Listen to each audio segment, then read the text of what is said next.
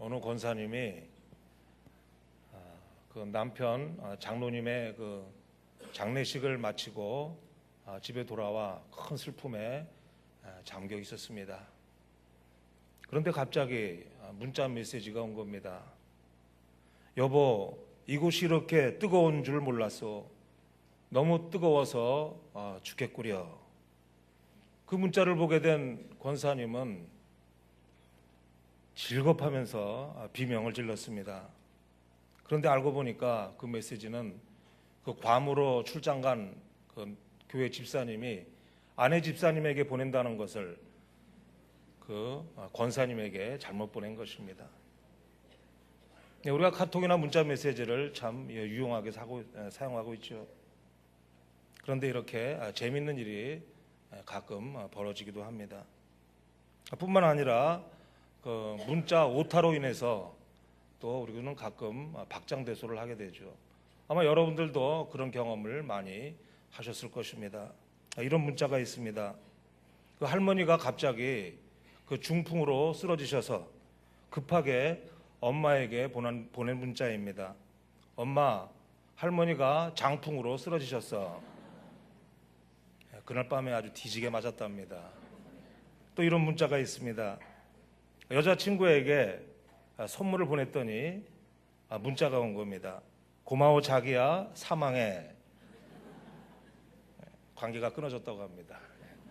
우리 옆에 분과 이렇게 인사합시다. 사랑합니다. 축복합니다. 사랑합니다. 축복합니다. 다시 한번 또 이렇게 인사할까요? 염려하지 마세요. 기도하면 됩니다.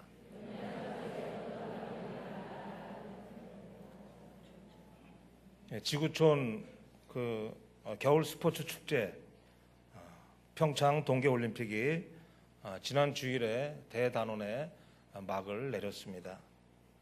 88 서울 올림픽 이후 30년 만에 강원도 평창에서 열렸던 이 올림픽은 17일 동안 감동과 환희의 드라마를 연출해 내었습니다. 우리나라는 이번 대회에서 금메달 5개, 은메달 8개, 동메달 4개를 획득해서 총 17개 메달로 종합 7위에 올랐죠. 뿐만 아니라 경제적인 부분에서도 적자를 예상했는데 이번 올림픽에서 흑자를 냈다고 합니다. 특히 그 전국의 그 컬링 열풍을 몰고 온 그 여자 컬링 대표팀 킴팀이라고도 하죠. 그 팀을 빼놓을 수가 없습니다. 비록 은메달에 머물고 말았지만 많은 국민들이 이 컬링의 재미에 빠져들게 되었고 대표팀 리더인 그 김은정 선수가 후배 그 김영미 선수를 향해서 영미야 이렇게 외쳤던 그 모습과 또 안경을 쓴 그 냉정한 그 표정은 아주 세계적으로 그 큰 화제가 되기도 했습니다. 정치적인 움직임도 대단했죠. 많은 전문가들은 이번 동계올림픽을 이 동계올림픽을 통해서 그 북미 대화를 테이블 위에 올려놨다는 것과 과거에 금기시되었던 이 비핵화 문제를 주제로 다뤘다는 것만으로도 큰 의미가 있다고 평가를 하고 있습니다. 그런데 이제 곧 그 장애 올림픽인 패럴림픽이 끝나고 나면 미국은 한미 연합 훈련을 재개할 것이다 이렇게 말하고 있습니다. 우리나라는 평창 올림픽을 평양 올림픽이라는 그 냉소까지 들어가며 북한이 참가하도록 또 이렇게 했고 또 단일팀 구성 그리고 북한 고위급 초청 이렇게 여러모로 올림픽 외교에 공을 들여왔지만은 미국과 북한 사이에 끼어 있는 우리 정부가 외교적으로 선택할 수 있는 그 출구 전략은 도무지 보이지 않는다는 것이 우리 대한민국의 암울한 현실인 것입니다. 더욱이 북한의 김정은은 해볼 테면 해보자고 그야말로 치킨 게임을 하는 것처럼 순순히 물러서지 않으려고 버티고 있습니다. 어제만 해도 그들의 전형적인 그 말폭탄이 이제 다시 또 이 전국을 또 혼란하게 또 긴장감이 맴돌게 하고 있습니다. 김일성이나 김정일은 나이가 있어서인지 몰라도 결정적인 때를 만나면 슬그머니 꼬리를 내리곤 했는데, 이 신중하지 못한 30대 지도자는 한반도의 평화를 자기 생각대로 또 파국으로 몰고 가려고 하는 것이죠. 거기에다가 또 무조건 전쟁이 나면 안 되니까 돈을 주건 또 국권을 주건 뭘 주더라도 전쟁은 피하자, 이렇게 말하는 사람들도 있습니다. 언제부터 우리가 이렇게 겁쟁이가 되었는지 모르겠습니다. 북한, 또 중국, 또 일본, 이 미국이 우리나라 대한민국을 우습게 여기고 이리 치고 저리 치고, 그야말로 그들의 협박성 발언 한마디 한마디에 우리들의 안보는 마냥 휘청거리기만 합니다. 그런데 정작 이 땅에 살고 있는 우리 국민들, 대한민국 국민들은 이상할 정도로 아주 태평합니다.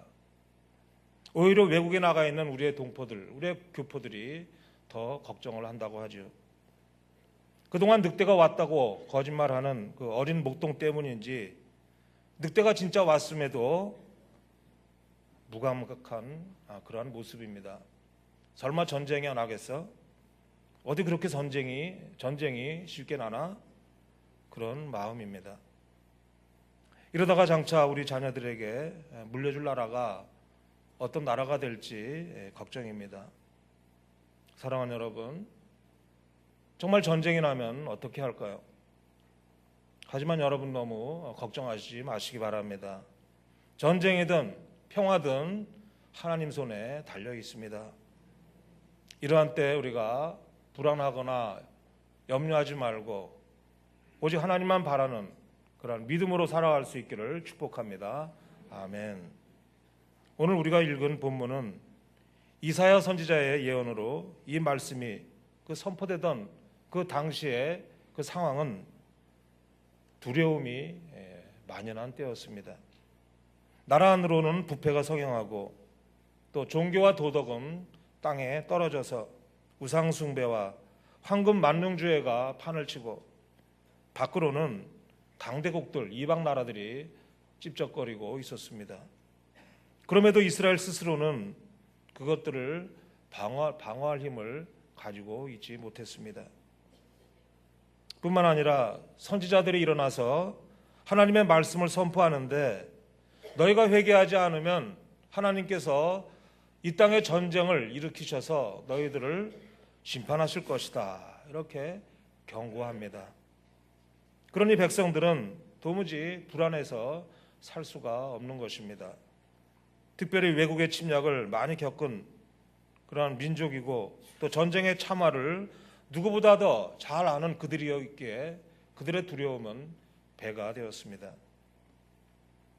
이스라엘에 처했던 그 상황이 얼마나 두렵고 암담한 상황인지 오늘 본문에 나타난 표현들이 그것들을 잘 대변해주고 있습니다. 우리 다 함께 2절을 읽겠습니다. 시작. 내가 물 가운데로 지날 때에 내가 너와 함께 할 것이라. 강을 건널 때에 물이 너를 침몰하지 못할 것이며 내가 물 가운데로 지날 때에 타지도 아니할 것이요 불꽃이 너를 사르지도 못하리니. 아멘. 여기 보게 되면 내가 물 가운데로 지날 때에, 또 강을 건널 때에, 또 불 가운데로 지날 때에, 이 모두가 다 두려운 현실을 반영하는 것이죠. 그야말로 지금까지 이스라엘 백성들은 하나님의 은혜로 기적 속에 살아왔고 또 지금도 기적 속에 살아가고 있지만은 그 기적이 어느 날 갑자기 끝날지도 모르는 두려움에 있는 것이죠.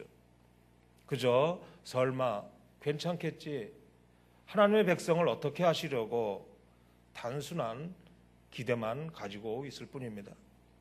사랑하는 여러분, 이것이 마치 우리의 현실과 같다고 생각하지 않습니까?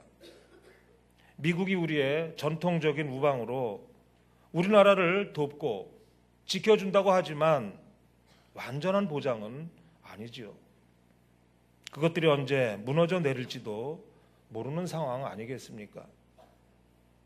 그 미국이 자국민들을 대상으로 조사한 바에 의하면 미국의 안전을 위협하는 1순위는 바로 북한이다, 이렇게 나왔다고 합니다. 그래서 북한에 대해서 군사적 대응만이 살 길이라는 강경론자들의 발언이 미국 내에서는 심심치 않게 거론되고 있습니다. 사실 미국의 궁극적인 최우선 염려는 언제 미국으로 날아올지도 모르는 핵이 탑재된 장거리 미사일이고, 우리 대한민국의 안전은 그야말로 그 다음일 것입니다. 사랑하는 여러분, 저와 여러분들이 누리고 있는 이 안전은 사실 언제 무너져 내릴지 모르는 물벽과도 같습니다. 어쩌면 우리는 언제 바람이 바뀌어서 불길이 우리로 향할지도 모르는 불안한 불 속에 있는 것과 같은 그런 상황일 수도 있습니다. 이런 두려움 속에 있는 저와 여러분들에게 하나님께서 오늘 뭐라고 말씀하십니까? 너는 두려워하지 말라, 이렇게 말씀하십니다. 왜 두려워하지 말라고 하십니까? 상황이 어렵고 답답하고 불안한데 어떻게 우리가 두려워하지 않을 수가 있습니까? 여기에는 분명히 이유가 있을 겁니다. 오늘 그 이유를 본문 말씀을 통해 찾아보려고 합니다. 오늘도 성령의 도우심으로 깨달아지는 은혜가 저와 여러분들에게 있기를 축복합니다. 아멘. 우리가 두려워하지 말아야 할 이유, 첫 번째로는 우리는 하나님의 것이기 때문입니다. 우리 다 함께 1절을 읽겠습니다. 시작.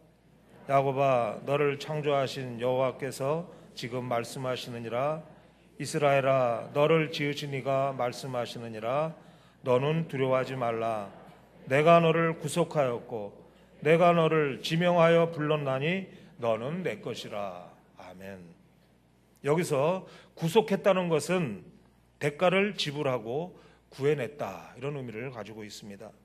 그리고 지명하여 불렀다는 것은 아무나 누구든지 와라, 이렇게 한 것이 아니라 특별히 이름을 불러 택했다는 그런 말씀입니다. 사랑하는 여러분, 우리나라 대한민국이 어떤 나라입니까?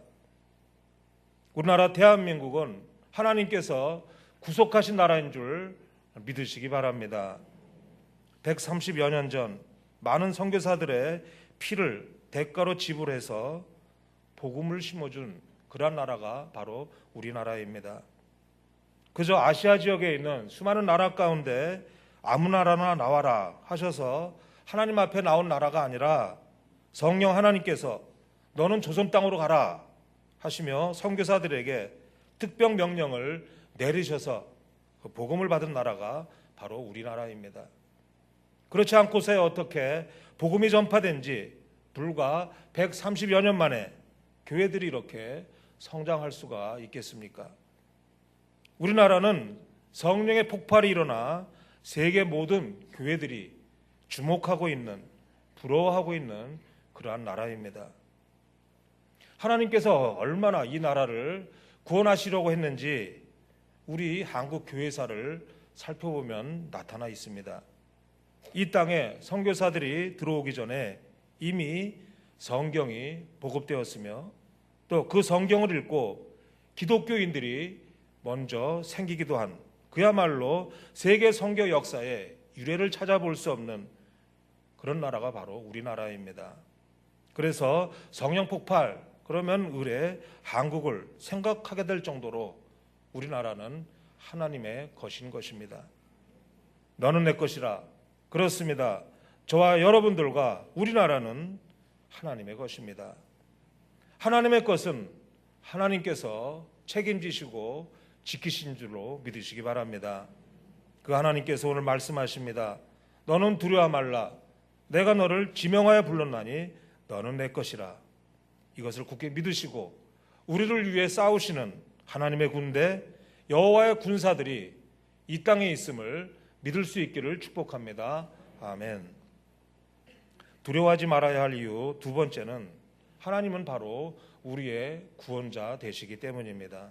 우리 다 함께 3절을 읽겠습니다. 시작. 대전하는 여호와 내 하나님이여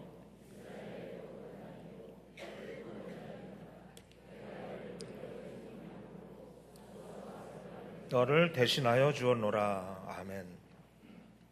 여기서 기록된 구원자란 의미의 이 히브리어는 영원 구원을 의미하기도 하지만 구체적으로는 고통과 아픔, 환난과 절망에서 구하여내는 것을 의미하는 그런 단어로 쓰여졌습니다. 사랑하는 여러분, 만약 하나님께서 우리나라를 모른 채 하시고 또 버리시려 했다면 진작 버리셨을 것입니다. 우리가 일제에게 강점당했을 때, 또 6.25 전쟁으로 김일성에게, 우린 망해도 그때 진작에 망했을 것입니다.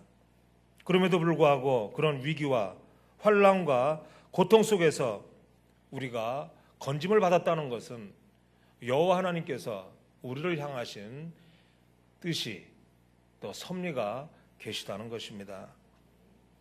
사실 우리가 생각해 보면 우리에게 구원받을 만한 그러한 자격이 어디 있을까요? 우리에게 구원받을 만한 이유가 무엇이 있을까요? 아무것도 없습니다. 단지 있다면은 밤낮을 가리지 않고 골방에서 또 산속에서 또 교회에서 하나님께 부르짖는 믿음의 사람들의 기도가 있을 뿐입니다. 이 땅의 교회와 성도들이 나라와 민족을 위해서 얼마나 많은 기도를 합니까? 우리 교회만 해도 또 심야 기도회 때 빠지지 않고 나라와 민족을 위해 기도하고 있습니다. 또 수많은 중보기도 팀에서 빠지지 않고 나라와 민족을 위해 기도하고 있습니다. 그 은평구에 있는 그 북한산 기슭에 그 삼각산이라고 있습니다. 아마 아시는 분은 잘 아실 것입니다. 이 삼각산은 수십 년 전부터 한국교회의 눈물의 동산이다, 또 기적의 동산이다, 또 능력의 봉우리다 이렇게 불려왔습니다. 수많은 성도들이 이곳에서 하나님과 만나고 또 기도의 줄을 잡으려고 금요일 밤만 되면 산속 곳곳에 있는 130여 개의 그 기도터와 또 제단에서 그 기도하는 소리가 쩌렁쩌렁 울려 정말 밤에 개굴개굴 소리처럼 이렇게 들리기도 했습니다. 그런데 문제는 그곳에 살고 있는 그 재계, 그 정치계의 거물급들이 시끄러워서 잠을 못 자겠다, 너무 시끄럽다 하면서 정부에 안면방해로 민원을 넣은 것입니다. 결국 90년대 말 등산로를 제외한 모든 출입이 통제되기 시작했습니다. 정부는 이 삼각산을 자연휴식연제와 특별보호구역으로 만들어 2000년 1월 1일부터 현재까지 일반인의 출입을 통제하고 있습니다. 결과적으로 기도의 발길이 끊어지고 삼각산은 침묵의 동산으로 바뀌고 말았습니다. 정부에서는 그 훼손된 자연에 휴식을 주고 환경을 회복하겠다는 이유로 통제하고 또 산 중턱까지 넘어서고 있는 그 고급 주택가들의 확장으로 안면 방해를 해서는 안 된다는 또 하나의 이유를 덧붙이기도 했습니다. 그래서 기도의 장소가 될 만한 그런 곳곳마다에 줄을 쳐서 출입을 막고 심지어는 보호 감시반까지 세워 규정을 어기고 들어가면 과태료를 물리고 있습니다. 나라를 위해 기도하는 생명줄 하나를 끊어버린 참으로 안타까운 그러한 현실이 아닐 수 없습니다. 사랑하는 여러분, 지난 주간에 우리는 3.1절 99주년을 보냈습니다. 1919년 3월 1일 우리나라가 일본의 식민 통치에 항거하고 민족대표 33인이 만든 독립선언서를 발표하여 한국의 독립의사를 세계 만방에 알린 그날이죠. 역사를 잊은 민족에게는 미래가 없다, 이런 말이 있죠. 일본의 강력한 그 시민 통치에 맞서서 대한독립 만세를 외쳐주신 이런 많은 분들의 희생이 없었다면 아마 지금의 저와 여러분들도 없을 것입니다. 그런데 여러분, 그 33인의 민족 대표들 가운데 길선주 목사님을 포함한 16명이 우리 기독교인이라는 사실입니다. 또한 우리가 잘 알고 있는 독립운동가 이 유관순은 17세의 어린 나이에 너희는 먼저 그의 나라와 그의 의를 구하라. 그리하면 이 모든 것을 너희에게 더하시리라. 마태복음 6장 33절을 마음에 새기면서 태극기를 들고 독립만세를 외쳤습니다. 거사 전날 그리스도인인 유관순의 그 눈물로 드리는 이 기도를 들어보시기 바랍니다.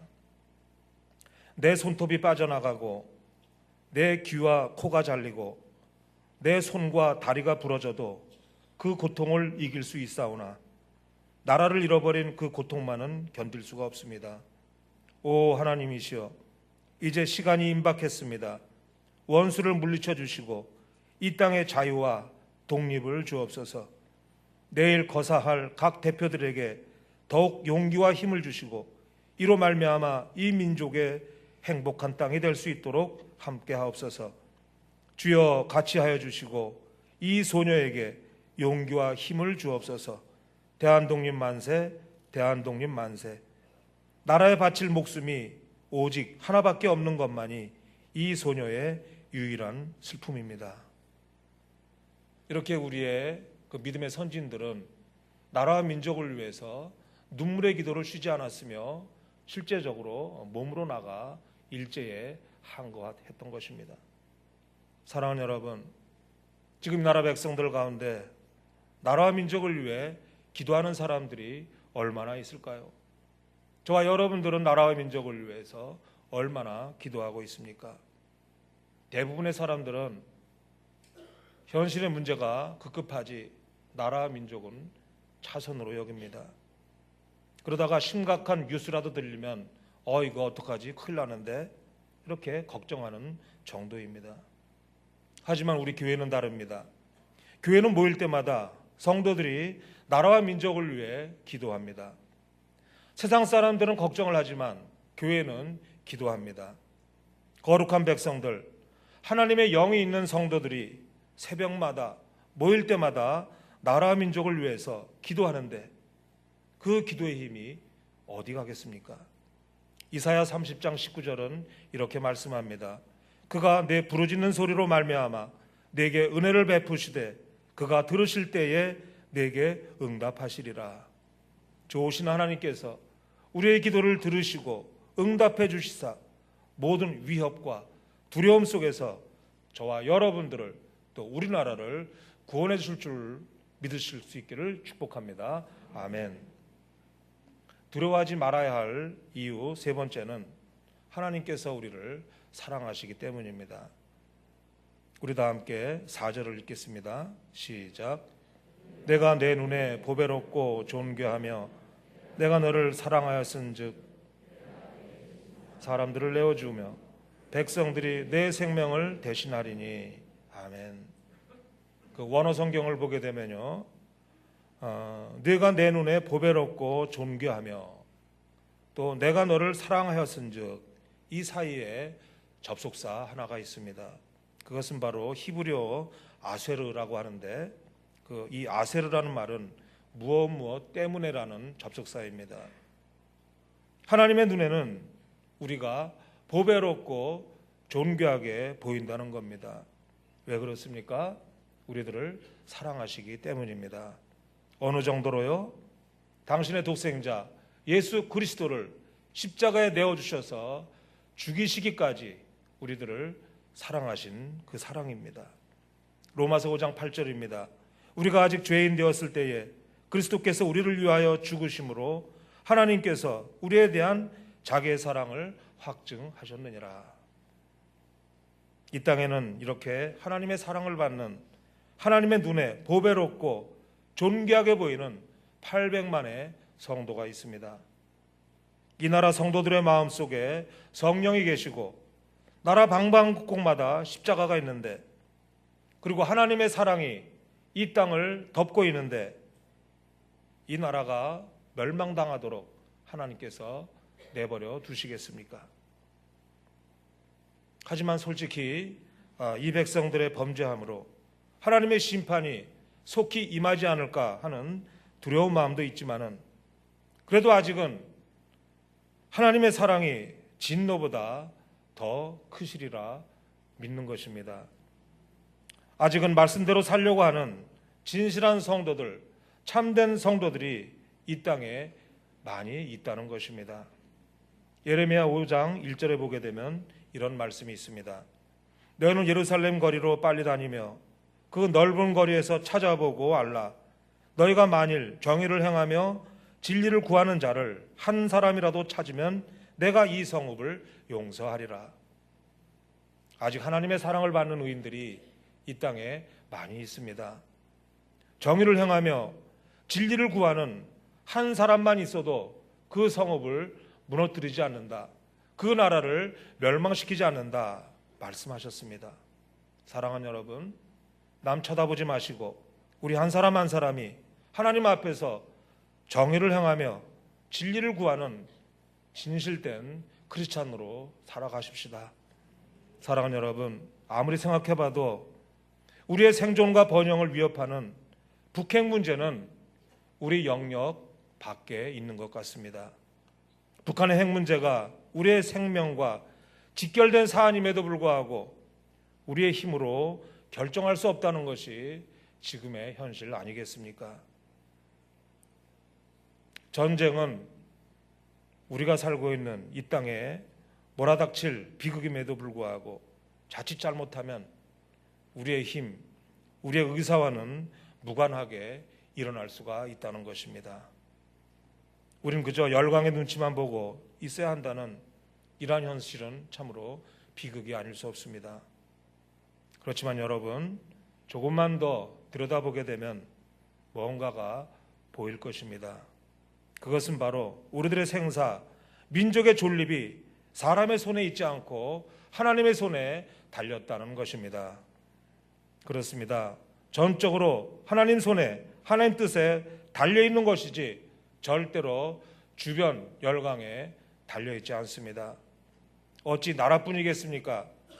여러분이 당면하고 있는 현실적인 여러 가지 삶의 문제들, 또 가정과 자녀들의 문제들 모두가 다 하나님 손에 달려 있는 것입니다.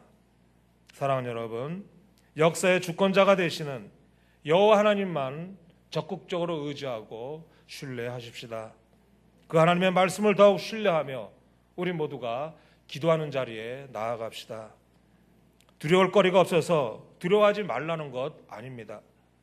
실상 우리에게 엄청난 두려움거리가 있지만 그것만 바라보고 두려워하지 말고 오직 너는 나만 바라보아라, 나를 신뢰하라 하시는 하나님의 말씀에 순종해야 하는 것이 마땅하기 때문입니다. 오늘 본문에서 두려워하지 말라는 말이 2번 반복되고 있는데 이와 똑같은 비중으로 역시 2번 반복된 말이 있습니다. 내가 너와 함께하리라, 내가 너와 함께하리라. 그러므로 너는 두려워하지 말라.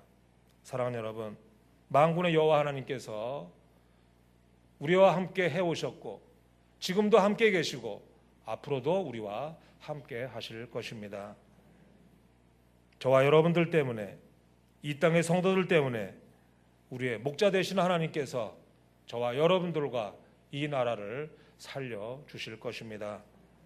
오늘도 함께 하시는 하나님만 의지하며 나가는 저와 여러분 될 수 있기를 주의 이름으로 축원합니다. 아멘. 기도하겠습니다. 참 좋으신 아버지 하나님, 다시 한번 이 나라 이 민족 가운데 하나님의 거룩한 부흥이 일어날 수 있도록 인도하여 주셔서 우리 모든 영혼들이 거듭나게 하여 주시고 모든 백성들의 입술이 하나님을 찬양하며 하나님만 경배할 수 있도록 인도하여 주옵소서. 우리 모두에게 성령으로 충만하게 하셔서 이 나라와 민족을 사랑하는 마음을 허락하여 주시고 나라와 민족을 위해 더욱 기도하며 정의와 진리를 행하는 믿음 있는 자들로 살아갈 수 있도록 인도하여 주옵소서. 예수님 이름으로 기도합니다. 아멘. 아버지 하나님, 참으로 우리에게 두려운 일이 많습니다. 이 나라 이 민족 참으로 너무나 두렵고 떨리지만 오늘 선포된 말씀처럼 우리가 오직 당신의 자녀 삼으시고 우리를 사랑하시는 하나님 의지하며 전쟁도 평화도 우리 아버지 하나님 손에 있다는 사실을 기억하여 오 주님, 더욱더 주를 의지할 뿐 아니라 이 나라를 위해 기도하는 거룩한 성도들 되게 하여 주옵소서. 아버지 하나님, 지금까지도 주의 은혜로 살아왔은즉 앞으로도 주의 은혜로만 살 줄로 믿습니다.